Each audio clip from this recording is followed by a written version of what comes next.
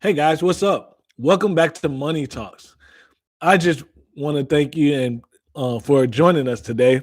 And if you have a moment, please subscribe to press that subscribe button and press the like button if you like this video and send a comment and let me know you're here.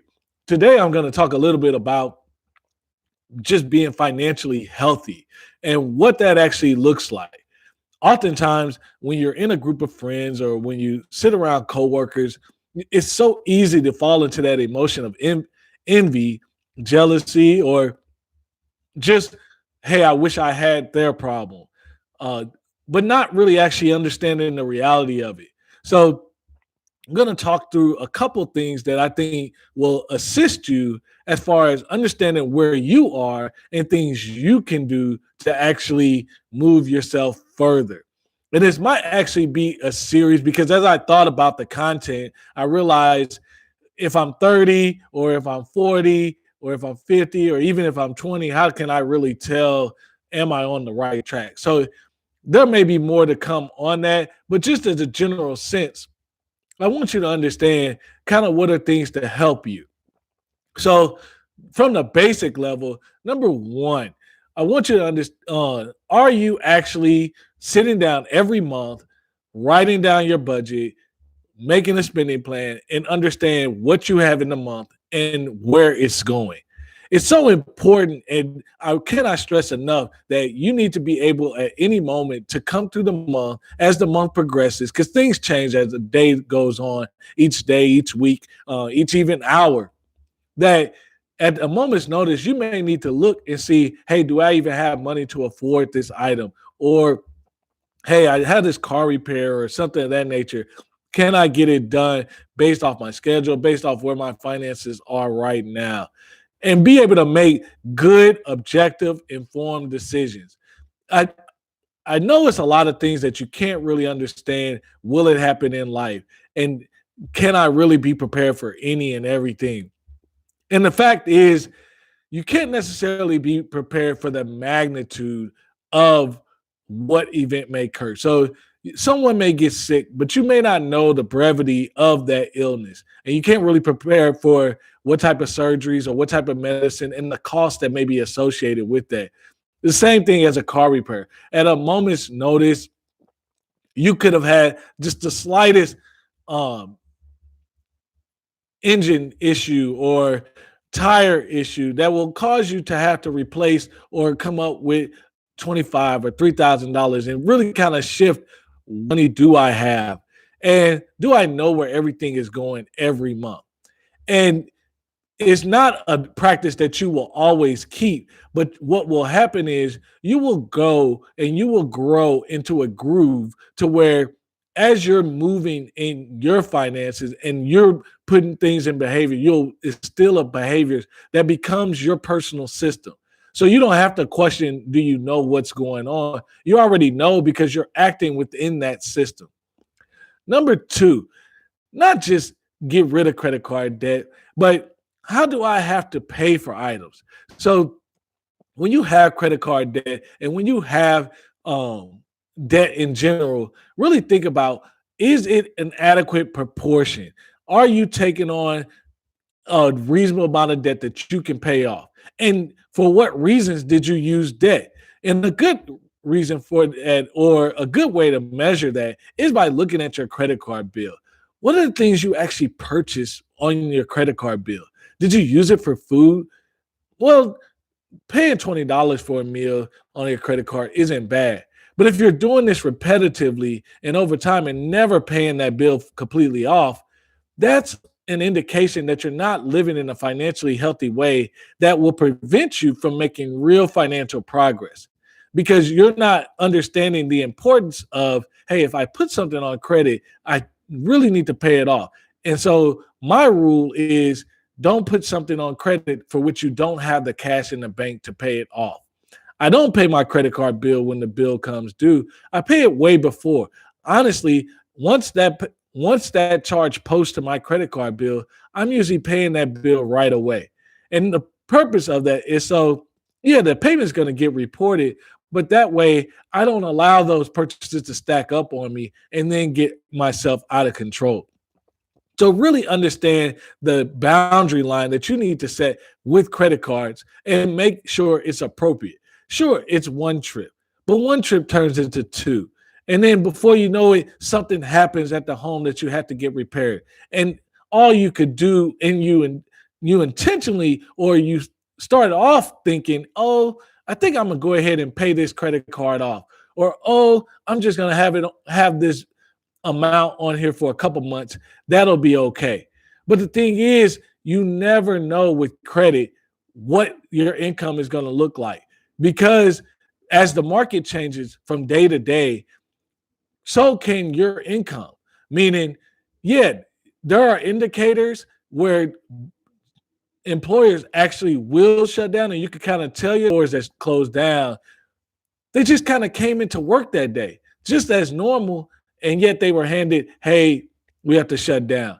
And not only did they have to shut down, but they lost their retirement. They lost a lot of things in there. So it's very important that you're not planning so much, or you're using debt with the idea that, oh, I'm going to have this income because you've had it for the past couple of years. That's the kind of tricky part about debt. You can lose that job, or you can be out of work. And here you are with this new payment, and it can really cause a stir in your finances. So really look at, hey, am I really taking on the appropriate amount of debt to where I can manage it? Should I not have this income?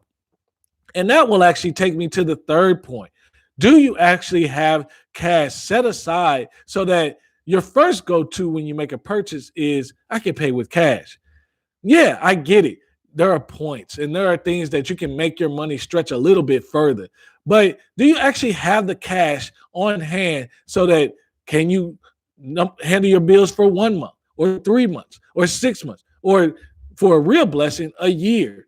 Those things are very, very important. And especially as you grow and evolve, what your emergency fund looks like when you're single, it's a lot different when you get married. And it's different even still once you have kids, because every time you grow and every time you take on more responsibility, it requires that you have a larger capacity to handle it. So your emergency fund should start out when you're single, probably be about 3 months or $10,000, something of that nature. But as you grow and as your responsibilities grow, meaning you have a wife, so it's not just you eating, or you have a child, it's not just you eating, you and your wife eating, it's three of you or four of you, however big your family is.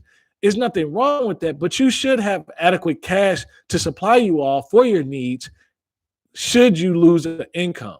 But then the good thing about as you grow is likely your skills and the situation for which an emergency will change. What you desire emergency, or what is defined as emergency at 35, 45, should not be the same emergency you had when you were 25 or 20. Meaning, when I was 20 or 25, a tire repair or replacing a tire, oh, that would have shuttered me for months. There was even a time where my car was down for a whole year at a mechanic because I had to get a engine replaced, and it cost about $1,800. Now, if that emergency or something like that occurred, yeah, I could get that done a little bit simpler. But what happens if my wife has, if we were to have a child and there's early delivery, or something happens in my family that's a little bit has a larger catastrophic sense to it?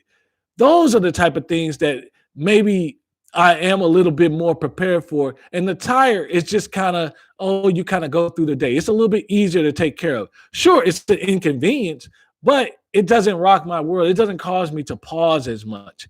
So I really want you to really think about your financial health. In number one, yeah, do you have a spending plan in place? Do you have a budget that you're able to readily look at and see and get a pulse every month at any time throughout the month of where you at? Do you respect the debt you have? Do you have a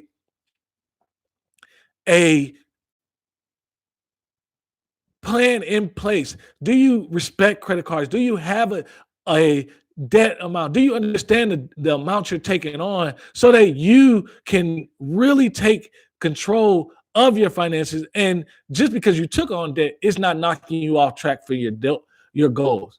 Number three, are you understanding the measure and importance of continuously saving throughout the month, every month as you're going along? And that should be a perpetual motion for you. It should be a part of your rhythm. Just like you need to spend every month, you need to save every month. These things are very, very important. And of course, lastly, without definitely not least, this is the thing that's going to really open up your opportunity for wealth and open up your opportunity for growth. Are you actually investing your money and investing in a way that you understand what you're doing? Do you understand that this time right now that we're in with news reports of the coronavirus, this isn't something that we haven't seen before in the past? Meaning there's been Ebola, there's been AIDS, there's been 9/11, there's been SARS, there's been so many events that's had impact to the stock market. And it's important for us to know that while we look for the future horizon to invest, meaning there's 30 years you have to invest, but there are going to be hiccups. There are going to be dips along the way. Are you prepared for those dips? Are you prepared to weather the storm? I was reading a good book by John L. Collins, The Simple Path to Wealth. And one of his biggest mistakes that he talks about in the actual book is the fact that he wished he wouldn't have pulled out. There was one time where he wished he wouldn't have pulled out. That was his biggest mistake. And the biggest mistake was he didn't understand and he didn't have appropriate measures in place to weather the storm. He had the horizon, but he thought he could handle it. He thought emotionally he was good. And the fact is, for each one of us, finances is fluid. It's not, yeah, we can all make similar incomes, meaning you and your friends, you can all make $50,000 and $75,000 a year. But at the end of the day, your guys are not going back to the same home, the same problem, the same relationships or anything like that. The decisions and the financial decisions you need to make is really different. And that's why it's fluid. Decisions you have to make cannot be the same as your peers because they don't have the same factors. It's very important that you understand that. And it's even more important when you think about how you're investing, that you don't complicate your life from an investing standpoint. You utilize the portion of your savings that helps you stay invested. And that helps you understand that, man, we just had a dip in the stock market. But you know what? I didn't lose the stock I held. It's just worth less than what it was before. But isn't it great? The stock market over time continually comes back. Isn't it great that we understand that the stock market, yes, it has to correct itself. The correction is where you build the wealth. The correction is needed so that you can have that level up experience, so to speak. So it's really understanding that, hey, I need to continue investing. What is my first line of investing? I need to make sure I'm getting a match from my employer, if possible. If even possible, I need to be doing that Roth 401k. These are things that you need to deploy into your investing plan, just like you have a spending plan, but they all work together. Your spending plan and your savings plan and your investing plan, they all play off each other. If you have adequate amount of savings, it allows your investing to work. If you're spending appropriately, then you're able to fund your savings goals and have an investment plan that's perpetual and working and always going. So it's really, really important that you understand where you are from a financial health standpoint. Maybe you've taken on too much debt. Maybe you bought too much car. Well, you can sell the car. Sure, it does hurt and it will hit your pride a little bit. But the fact is, it's not to say you can't buy another car. It's not to say that you can't even buy that next car with cash. It's never to say that, hey, I want to buy a dream car and I want to buy it with cash. That's possible. In fact, that's optimal because then when you own the car, every day that you're driving it, you're slowing up the amount of money that's leaving you because cars, that's essentially what happened. You paid $20,000, $10,000, $15,000 for this item, but it leaves you daily. And so it's all these things play a part in how you assess how healthy you are. And the biggest thing to really understand how healthy you are, what if everything gets taken away? Will you be broke? Will you be in debt? Or will you have money? So if you lost your job and things were just terrible, meaning you couldn't get to work and you ended up, man, I got to sell my house. Will you have equity left in the home? Or did you borrow that equity and so you won't have anything? Will you if will you lose your car, or will you still have the car? Clothes, all those things. It really doesn't matter. But as you evolve, that stress test should change, because you should have investments. You should have equity in your home. You should have savings. And that's what improves your financial health.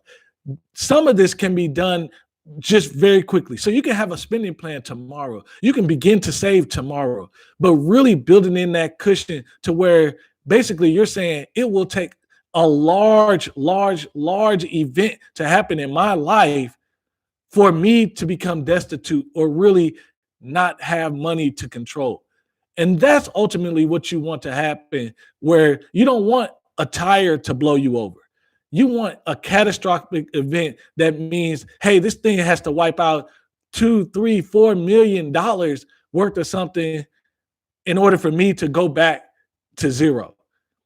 I know you can do better. I know you can win. And today, I want to invite you to subscribe. Walk with me. Let me walk with you on this journey. If you haven't checked us out on Facebook, we got Money Talks group where we're constantly having this dialogue, and we want to meet you where you are so that you can be successful. I'm on Instagram. I'm on Twitter, J Thomas Solution.